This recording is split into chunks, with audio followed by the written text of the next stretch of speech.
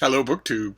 Got the latest issue of Entertainment Weekly the other day, and automatically went straight to the back, way in the back, way past the packing crates and the spider webs and the dark corridors to the book section. I check the book section of every mainstream entertainment or glossy magazine that I get. They all have some. And in a case of something like Entertainment Weekly, which has enormous circulation, it's well worth knowing what what book content the editors are mixing in with all the other stuff. I mean, this is a magazine that people look at from front to back. So I went to the book section, and to see their book reviews, there's a book review by Leah Greenblatt of There by Tommy Orange, debut collection of interconnected short stories about the Native American experience today, about a group of people who are, there's a one center event, a great communal gathering of Native Americans that casts its spokes outward to each of the short stories in the book about different people preparing for that event, going to that event, what they think about that event, and as the Entertainment Weekly, the reviewer gives it a B+, a fairly high ranking. They don't always rave about books. And it's, of course, exactly, I mean, it's not the author's intent, of course, but it checks all the boxes to get reviewed everywhere.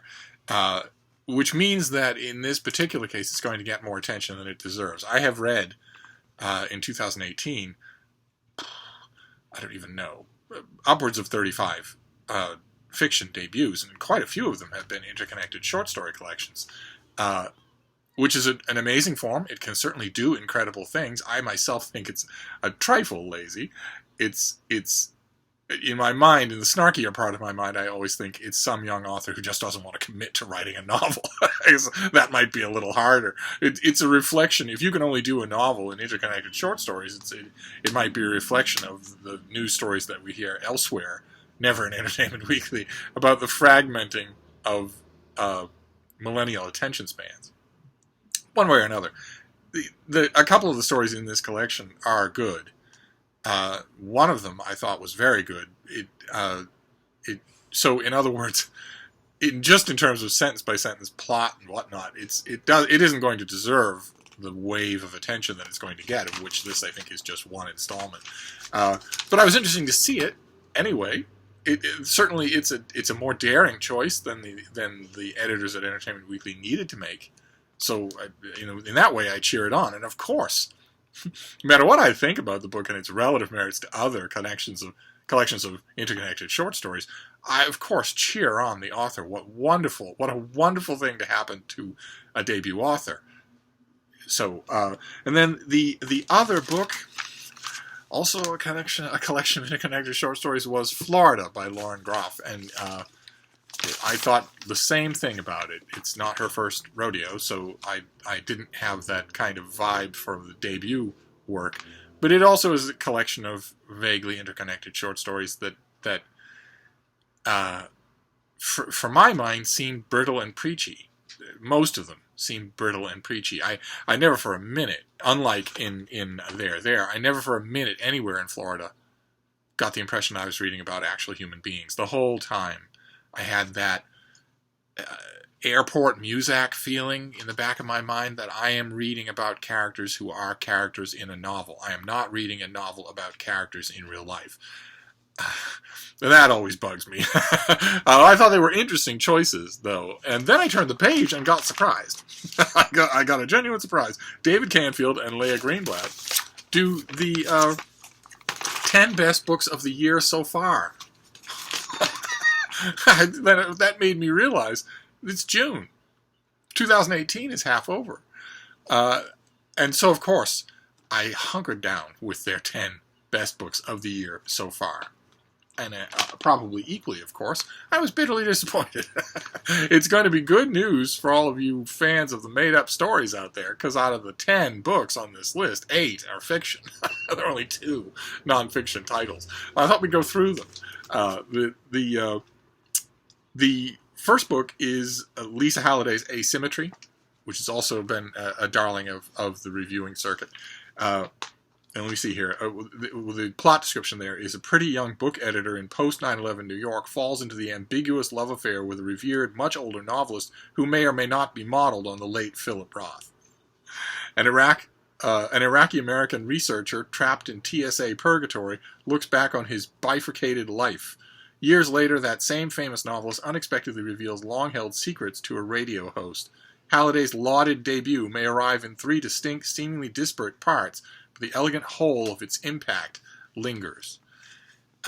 And I agree that it arrives in 3 seemingly disparate parts. I don't think the author does anything close to weaving those parts into a whole.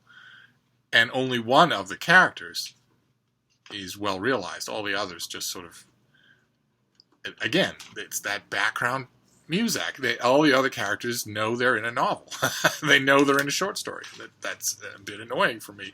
I'm just assuming that those of you who read fiction kind of sort of know what I mean by that, but maybe I should do a whole video on it. Wouldn't that be fun? The next one is Circe by Madeline Miller, the author of The Shield of Achilles. The Song of Achilles. Sorry, I always get that mixed up. I loved The Song of Achilles. It was a novelistic take on the relationship between Achilles and Patroclus in the Trojan War. And this is about the famous sorceress who turns Ulysses' men to animals. And I thought it missed a step. I thought it dropped a step from The Song of Achilles. Not just because the wonder of the debut was missing, but also because the book itself seemed to me to be labored and sort of heavy-handed at exactly the moments and exactly the kinds of scenes where The Song of Achilles was sparse and very beautiful. But it's on here. And then we've got Freshwater by Akwaeke Emezi. I have no idea how to pronounce that name whatsoever. I read Freshwater, mainly because I heard Sean the Book Maniac raving about it. I didn't see what he saw in the book. And, of course, I had my darker suspicions as to why it was... Sean wasn't the only person to praise this, of course. Lots and lots of critics have praised it, and I don't... That makes me suspicious when that happens, especially when it happens with a book where I read it and say, okay, well, I don't see where this is coming from at all. It didn't seem to me to have that particular spark, that electricity that I want in fiction. Even if I read a book and it has that spark, even if I don't end up liking it, I then understand why other critics will want to write about it. But when something doesn't, when it just sits there on the page, then I don't understand it. And then I start to have suspicions that may or may not be connected with the unpronounceability of the author's name. But then the next book in their lineup here is one of their nonfictions. It's I'll Be Gone in the Dark by Michelle McNamara, which is the late Michelle McNamara. She wrote this book about the hunt for the Golden State Killer, the serial killer known as the Golden State Killer. And I never read it. I got an advanced copy. I got a finished copy. I remember the case, and I know its points of interest. You'd think that this thing would be right up my alley, and yet I missed it completely. I will make up for that when it comes out in paperback. I will definitely read the paperback. But it's one of the only books on this list that I can't comment on, in terms of whether or not it belongs on this list. The next one is The Immortalist by Chloe Benjamin. I read it, and it was just dead. It was just dead on arrival. I think we've mentioned it on this channel before. 4 city-dwelling siblings learn the exact date they'll die, a haunting piece of information that informs the way they'll carry out what's left of their troubled, fascinating lives. That is the basic premise of The Immortalist, and you're going to be able to see my criticism coming a mile away. There are no real people in the book. None. No one reacts in any way like they would if they learned that information. No one reacts in any way like they would if they lived in a world in which that information were even possible for somebody to learn, not even themselves. Just the whole thing was an exercise in sitting in a room trying to slip a surprise past the other 4 people at your MFA program workshop table with absolutely no interest in readers beyond that room. And that drives me nuts. The next one is Dennis Johnson's collection of short stories, The Largesse of the Sea Maiden, his another posthumous thing here, where the author is no longer with us to talk about his work or to see that everyone was reading it and everyone was writing about it. I thought a couple of the stories in it were very, very good. Some of the others didn't seem to me to be finished, or maybe they were a little too far into the realm of what's called late style for me to really reconcile them with the rest of Dennis Johnson. But one way or another, it definitely had high points, just like They Are There had high points for me. And Asymmetry has high points, long stretches where you can tell right away that this is a really good author. This is someone who deserves to have a book contract. Maybe not. Maybe that this book doesn't deserve the full attention that it's getting, but that the author does. So Largesse of the Sea Maiden for me was, this was a sad publishing season just in general, because we got Dennis Johnson's book, and we also got a new collection, the last collection of short stories by William Trevor.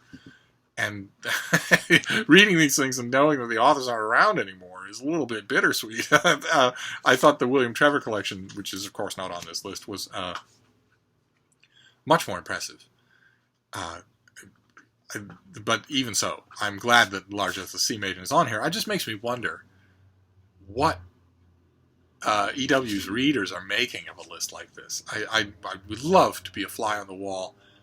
Well, I guess now newsrooms don't have walls anymore, and we all muck in together with cubicle walls that come up to our hips. So if your neighbor is loud, flirty laughing with the cute boy from the mailroom, you're going to hear every single syllable of it, unless you have headphones on and your headphones are cranked up. And the thing that I have heard defenders of open office workspaces say is that, well, that's what headphones are for. And what they don't seem to realize is that when you have your headphones on and you're blasting them at full volume to avoid the conversationally spoken out loud banalities of a person 2 feet from you that would be blocked out by a wall, you are blasting your brain, your attention with stuff. Podcasts, audiobooks, music, whatever it is, it's not your job. Anyway. I don't remember where that digression took me from. But I would love to be a fly on the wall, or the cubicle wall, to find out what kind of response Entertainment Weekly gets to these to their book section. I know their circulation, and I know the reach of these things. The people watch this review space because of the clout of the audience, because the audience reach isn't just the east and west coast of the United States. It reaches all over the country. And you know that this magazine is getting to the hands of people that the New York Review of Books is not reaching. And that's interesting. That's important for the publishing industry. And for the reviewing industry as well, although a great number of my reviewing brothers and sisters don't care about that audience either. It would be a joy. On my part, it would be a joy to write book reviews for Entertainment Weekly. A joy. But one way or another, let's move on here. The next one is Rachel Kushner's The Mars Room, and the description is, with her richly textured third novel, a story centered on, though hardly limited to, a young single mother turned convicted murderer marking time in a California women's prison, Kushner certifies her place as one of the great American novelists of the 21st century. That is certainly not true. Not one word of that is true, except for the bare bones mention of the book's plot. The book itself is ham-handed, preachy, wooden, totally unconvincing, and a complete dud in terms of drama. If you list, on your palm with a pen, the top 5 things that come to your mind of what a novel should do, this book doesn't do any of them. Not one. So it's being mentioned everywhere because she is a critical darling, but nevertheless, I can't help but think that a great number of Entertainment Weekly readers, if they take this list seriously, like for instance, if they pull it out and go to their bookstore and just order all 10 of these books, a great number of them will be very disappointed. And then the next one is it's by Leslie Jameson. I don't know that we've ever seen it on this channel. It's the only other nonfiction entry on the list. It's a great big book called The Recovering. Let me read. This is, for years, Jameson struggled to think of anything but booze. But in her latest is nothing if not ambitious, both an impressive survey course in the history of addiction lit, from the Lost Weekend to Jesus' Son, and a deeply personal chronicle of her jagged path to sobriety. The result, much like its subjects, is brilliant, messy, and profound. I agree with every word of that. I went into this thing very, very wary. Very, very wary. I have a great deal of respect for addiction recovery programs. I have a great deal of respect for authors who go out on a limb and write addiction memoirs, whether it's, Permanent Midnight by Jerry Stahl, or I could name a dozen of them. I have a great deal of respect because that takes a lot of courage to do. It takes a monumental amount of courage to look yourself in the mirror and say, I really have a problem, and it's bigger than I am. It's bigger than I can handle. It takes even more monumental amount of courage to look someone else in the face at a treatment center or a family member and say that same thing. And it takes even more courage to put all of that on paper and put it out for the world.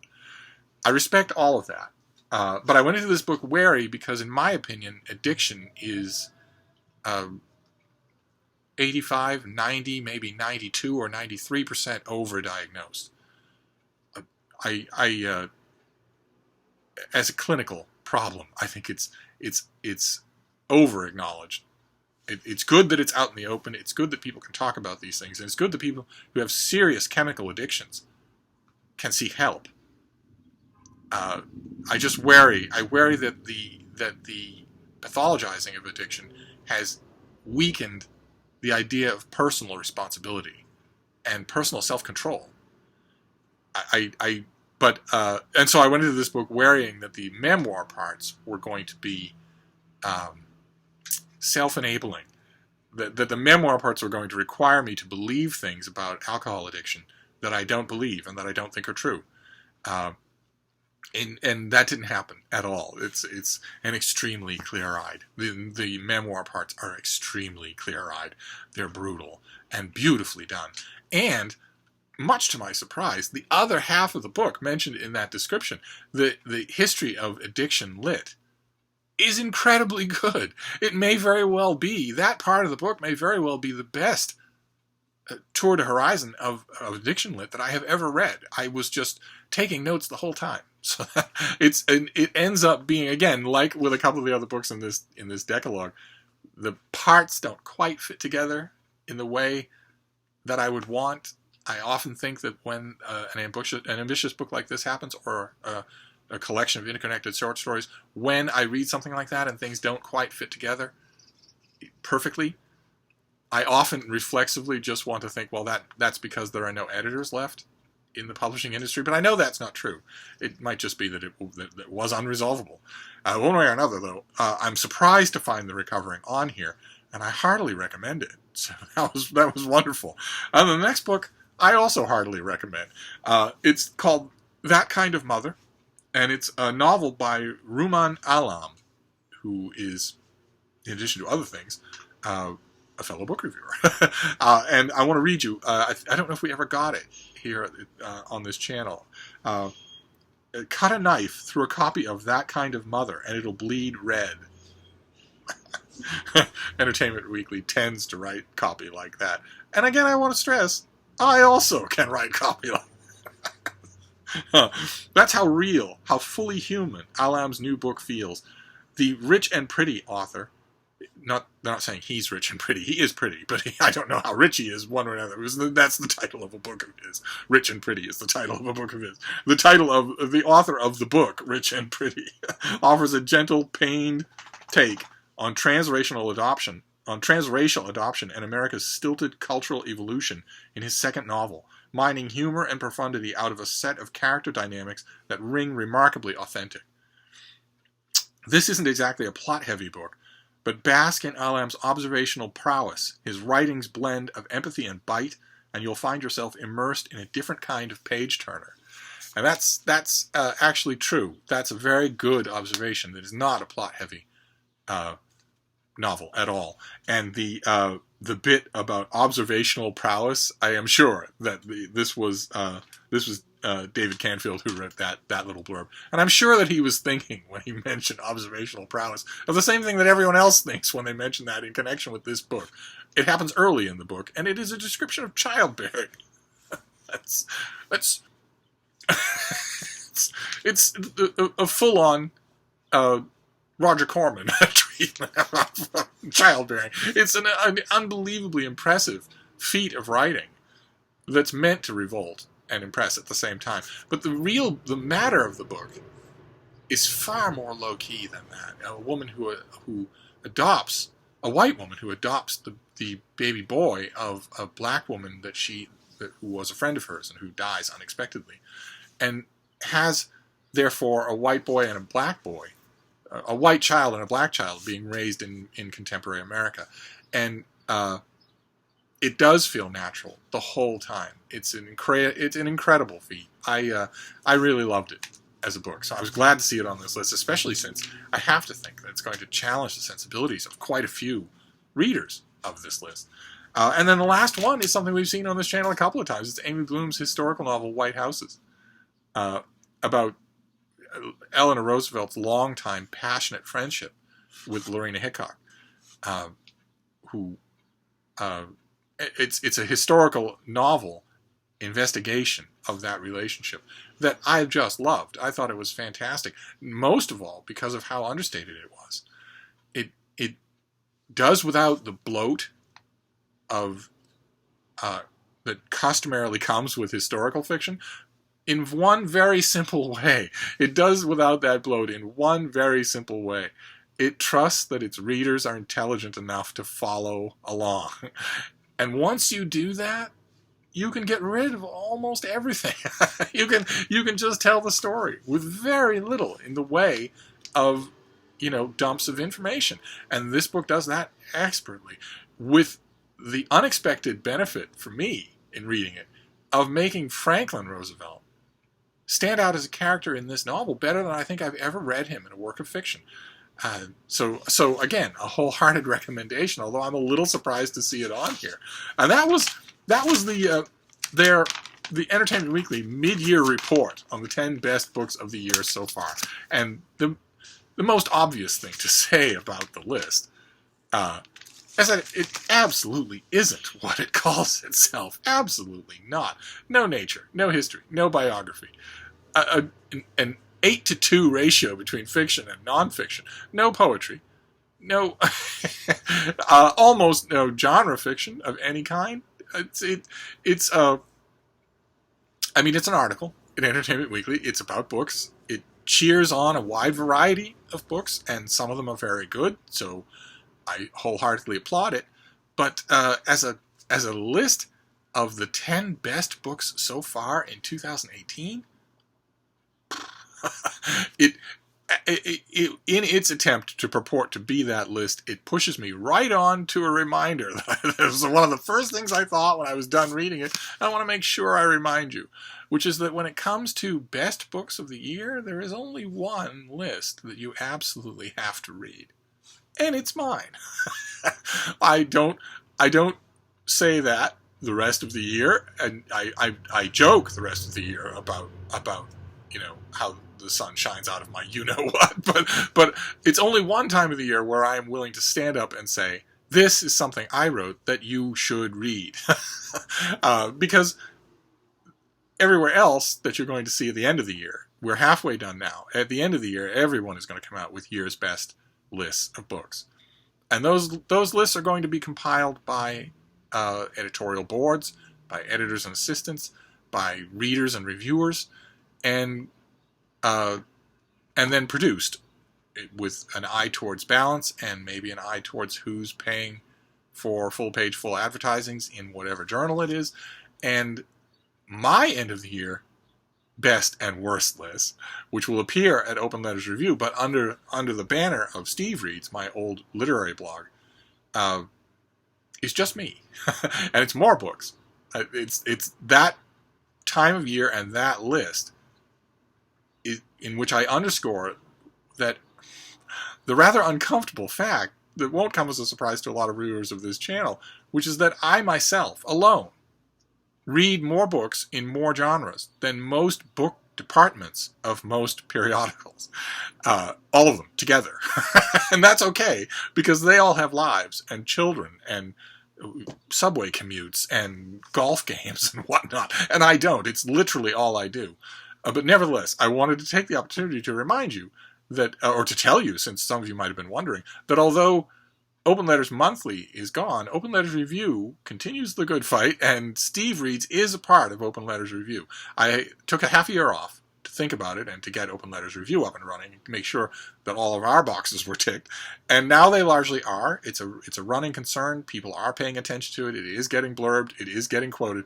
Fine. Okay, great. So for the rest of the year, I will be regularly interspersing Steve Reads entries on Open Letters Review, building up to the Gotterdammerung at the end of the year, when I run down the best and worst books in about 10 different genres for the whole of 2018.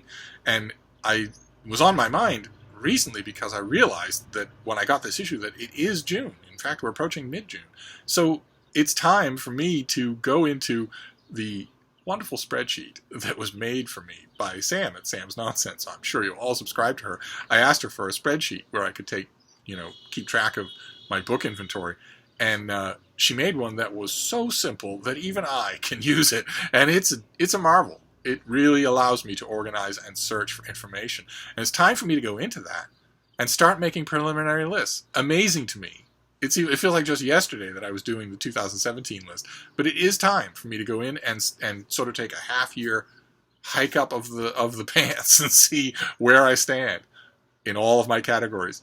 So I'll be doing that as soon as I finish up this video. I'm going to take an hour to do that today. But in the meantime, I want to show you that list and see what you think of it. Have you read any of these books? I'm assuming that most of you have read Circe, or maybe Rachel Kushner, but I'd be interested to know the rest of you. I know that the nonfiction is a long shot, but that's the way it goes. But anyway, I'll be back soon. I'll report on other things. Thank you, BookTube.